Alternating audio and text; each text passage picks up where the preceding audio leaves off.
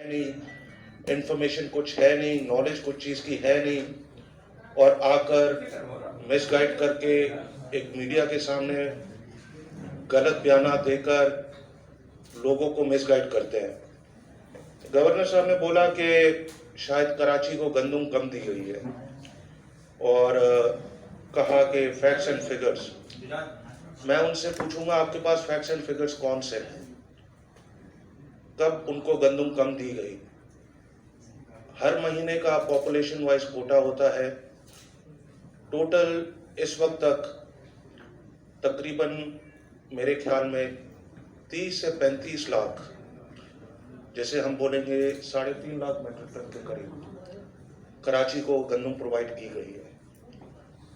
और जो ये बात कर रहे हैं कि पिछले महीने शायद 100 टन कम दी गई, तो मेरे भाई को ये नहीं पता कि 29 दिसंबर को एक और नोटिफिकेशन निकला जिसमें 6000 मेट्रिक टन और एक्स्ट्रा कराची को दी गई, बाकी सिंध के शहरों से।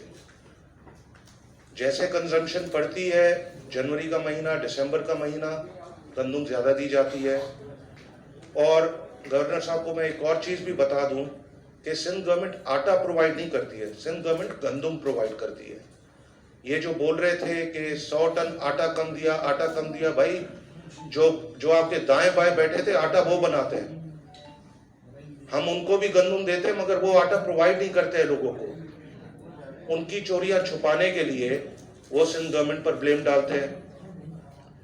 फिर बात करते हैं, लोगों का खात्मा करूंगा और करप्शन का खात्मा करूंगा। पिछले 3 वर्षों में जो तबाही और बर्बादी पीटीआई की हुकूमत ने इस मुल्क की मईशत पर फेरी है, जो अजाब इस मुल्क के आम लोगों के ऊपर उन्होंने डाला है, उसके बाद तो सारे कान पकड़ते हैं कि जिनको ये चोर कहता था, जिनको ये करप्ट कहता था, उनके दौर में हालात ज़्यादा बेहतर थे, चीज़ें इतनी महंगी नहीं थी, मईशत का हाल इतना बुरा नहीं था।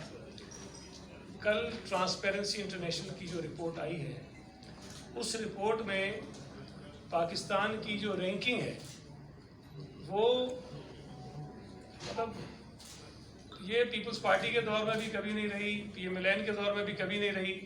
पाकिस्तान 140वें नंबर पे आया है करप्शन में, 140वें नंबर। और मैं आपको बताऊं कि जब पाकिस्तान पीपल्स पार्टी हुकूमत में आई थी और जनरल परवेज़ मुशर्रफ की वो दौर, वो काफिली का ख़त्म हुआ, तो उस वक्त पाकिस्तान का नंबर 138 था, 138। उसके बाद